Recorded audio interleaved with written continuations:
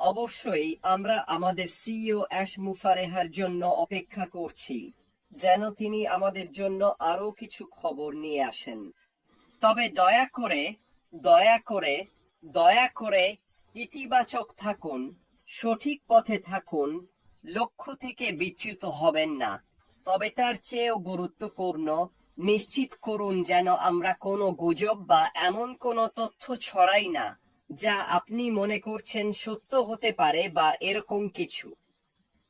যদি আমাদের সিইও এটা না বলে থাকেন, তাহলে বুঝে নিন কি হয়েছে। তাহলে সেটা হচ্ছে না।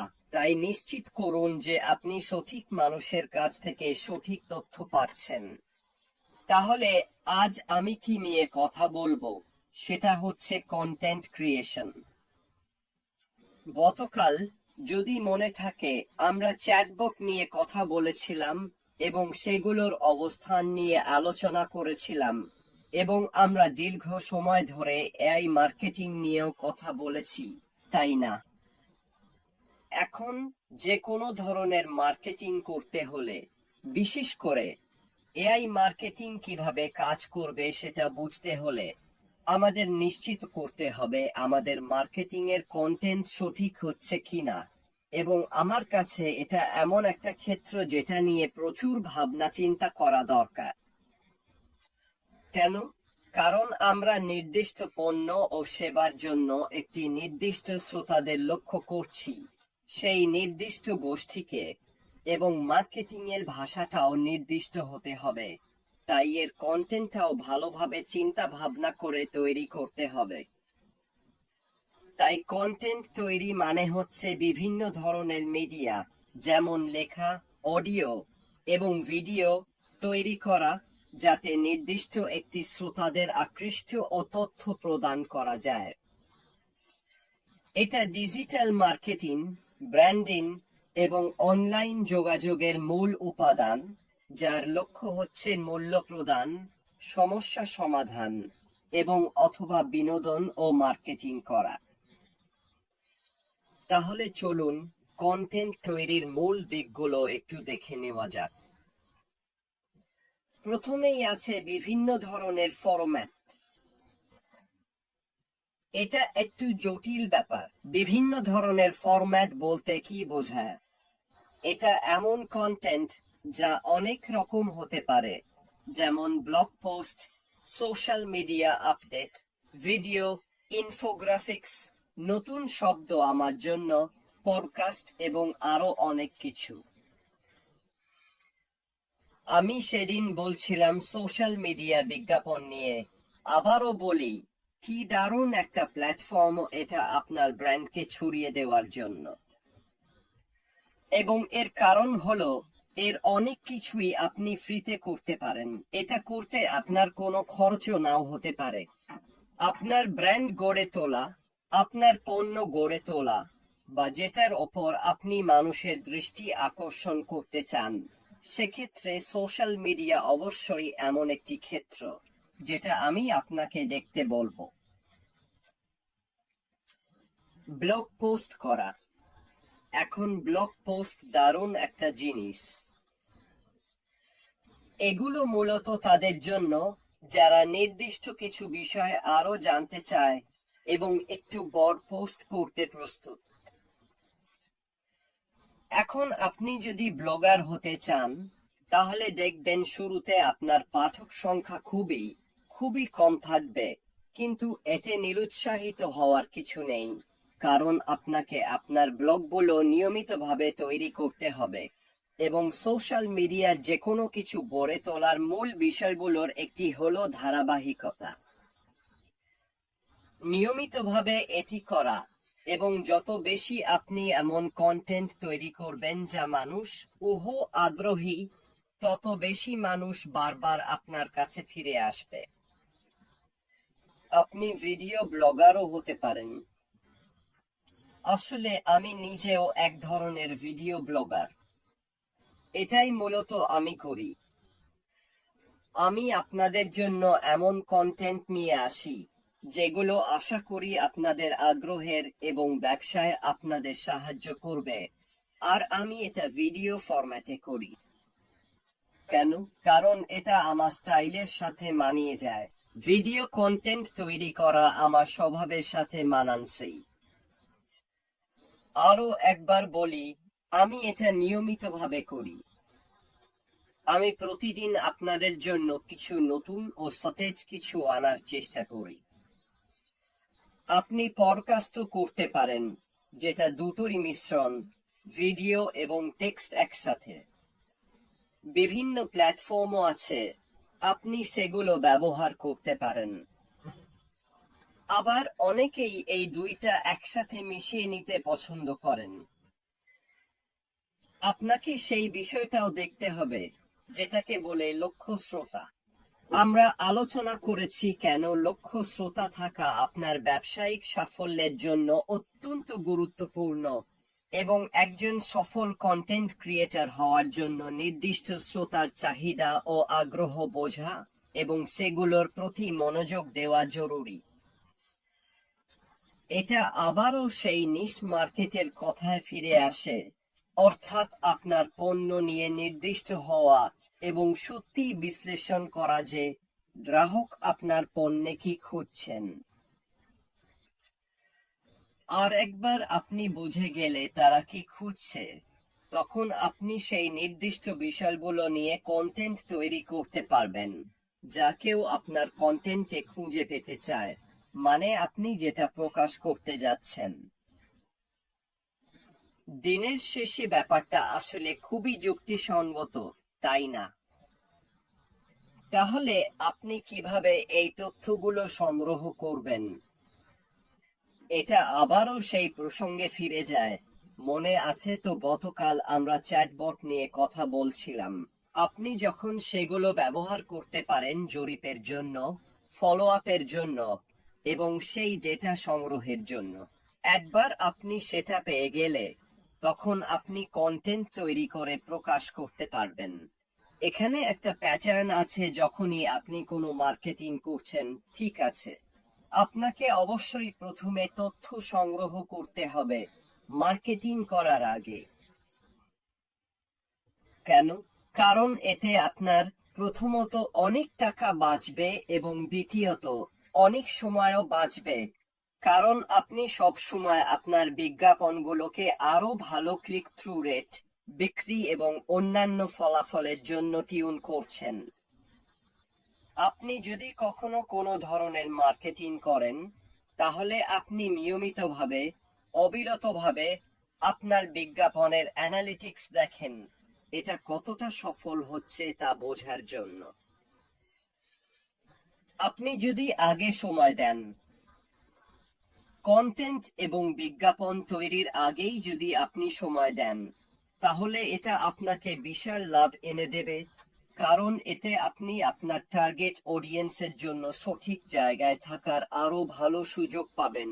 আর সেটা আসে আপনি অ্যানালিটিক্স থেকে যে ডেটা পেয়েছেন সেখান থেকে।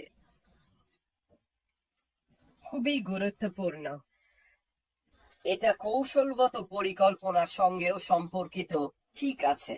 কন্টেন্ট তৈরি কখনোই এলোমেলো ভাবে হয় না। আমি যেমন বলেছি, আপনি কিছু একটা এলোমেলো ভাবে কোথাও ছুড়ে দিয়ে আশা করতে পারেন না যে এটা কাজ করবে। আপনাকে খুব নির্দিষ্ট হতে হবে। এর মধ্যে গবেষণা জড়িত, যেমন আমি বলেছি, পরিকল্পনা। আপনি কিভাবে আপনার মার্কেটিং ক্যাম্পেইন পরিকল্পনা করবেন সেটার ব্যাপার। এছাড়াও আপনাকে নিশ্চিত করতে হবে যে যখনই আপনি কোনো মার্কেটিং ক্যাম্পেইন করেন, তখন শুধু আগে ভাগে গবেষণা করাই নয়, পরিকল্পনা করার আগেই বরং এর একটি ব্যাকএন্ডও আছে এবং আমরা সেই ব্যাকএন্ড দিকটাও করব।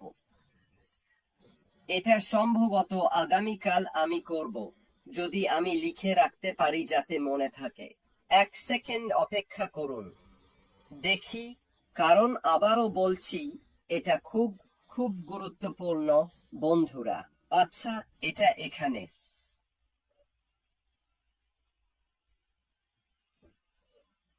মার্কেটিং এর ব্যাকএন্ড মূলত ফলো আপ করা। তাহলে কেউ যদি আগ্রহ দেখায়, তাহলে আপনার এমন কিছু ব্যবস্থা থাকতে হবে যা সেই আগ্রহের ফলো আপ করবে এবং আশা করা যায় সেটাকে বিক্রিতে রূপান্তর করবে। আপনি যদি কোনো বিক্রি করেন, তাহলে আবারও সেই বিক্রির পর কিছু বিষয় নিয়ে আপনাকে ফলো আপ করতে হবে। এটা নিয়ে আমরা আগামীকাল কথা বলবো। তাহলে কন্টেন্ট মানে কৌশলগত পরিকল্পনার মধ্যে রয়েছে গবেষণা, পরিকল্পনা এবং নির্দিষ্ট লক্ষ্য অর্জনের জন্য একটি সুস্পষ্ট কৌশল। আবারও বলছি, আপনার মার্কেটিং ক্যাম্পেইনের লক্ষ্যগুলো নির্দিষ্ট হতে হবে। আপনাকে করতে হবে, না হলে আপনি এমন কোনো লক্ষ্য পাবেন না যেটা আপনি খুঁজছেন এবং অর্জন করতে পারবেন। তাই আপনাকে নির্ধারণ করতে হবে। ধরা যাক আমরা বলছি আমার কাছে $100 আছে, আমি এটা এই মার্কেটিং ক্যাম্পেইনে খরচ করব।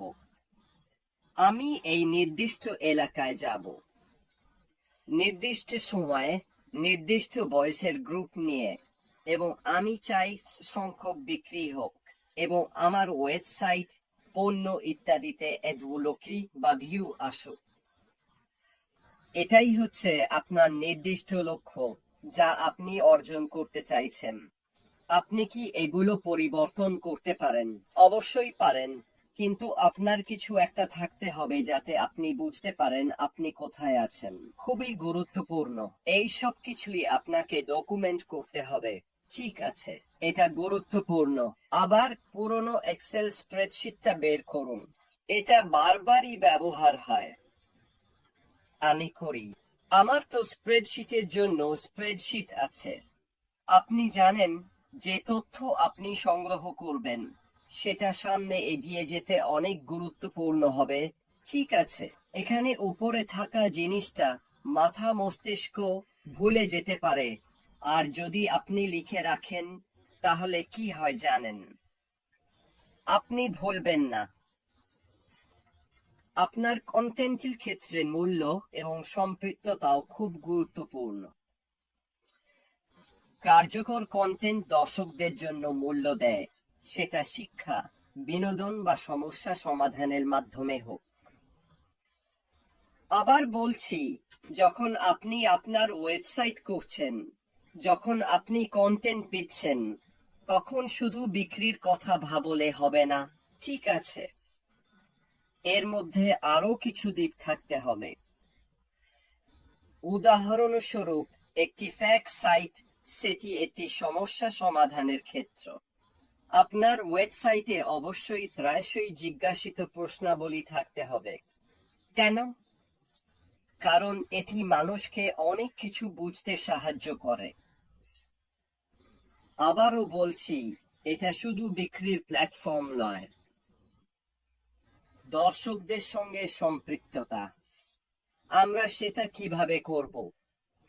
উদাহরণস্বরূপ, কেননা একটি বোনাস ডিসকাউন্ট পেজ রাখা যায়। ঠিক আছে, একটি সেলস পেজ ধরুন। এটাও আবার গ্রাহকের সঙ্গে সম্পৃক্ততা, যাতে তারা আপনার পণ্য ও সেবার থেকে ভালো মূল্য পায়। এবং শেষটি হলো শিক্ষা। আপনি যদি আপনার পণ্য ও সেবায় নির্দিষ্ট হন, তাহলে এমন একটি অংশ থাকা উচিত যেখানে মানুষ গিয়ে শিখতে পারে কিভাবে আপনার পণ্য বা সেবা ব্যবহার করতে হয়। আবারও বলছি, এটা আপনাকে সাহায্য করবে একজন ব্যবসায়ী হিসেবে গ্রাহককে ঠিক যেটা তারা চায় সেটা দিতে সক্ষম হতে। এই সব কিছু ভাবুন তো, আপনার মার্কেটিং ক্যাম্পেইন শুরু করার আগেই ভালোভাবে পরিকল্পনা করা উচিত। যদি আপনার মার্কেটিং ক্যাম্পেইনের উদ্দেশ্য হয় কোনো পণ্য বিক্রি করা, তাহলে আপনার পণ্য সম্ভবত একটি ওয়েবসাইটে থাকবে।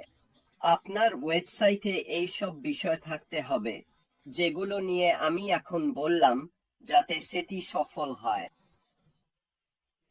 কারণ ধরুন, আপনি যদি কোনো মার্কেটিং ক্যাম্পেইন করেন, কেউ যদি সেই লিংকে ক্লিক করে ওয়েবসাইটে যায়, সেখানে আপনার পণ্য আছে, আর শুধু পণ্যটাই আছে, আর কিছুই নেই। কোনো ফ্যাক্ট নেই, পণ্য বা সেবা কিভাবে ব্যবহার করবেন সেটা নেই, কোনো ডিসকাউন্ট সেকশন নেই, যোগাযোগের তথ্য নেই, চ্যাটবট নেই, সাপোর্ট নেই, এসব কিছুই নেই, তাহলে আপনার বিক্রি হওয়ার সম্ভাবনা কতটা? এসব কাজ মার্কেটিং ক্যাম্পেইনের আগেই করতে হবে। তাহলে দেখুন, আমি যেটা বলছি সেটা নিয়ে আমরা এখন কিভাবে ধাপে ধাপে এগোচ্ছি, কিভাবে একটা পরিষ্কার ধারণা তৈরি হচ্ছে, কোন পর্যায়ে কি করতে হবে এবং সফল হতে হলে ব্যবসায় আসলে কি করতে হবে। এখন আমি এক মুহূর্তের জন্য বলছি না যে আপনাকে এসব সবকিছুই করতে হবে।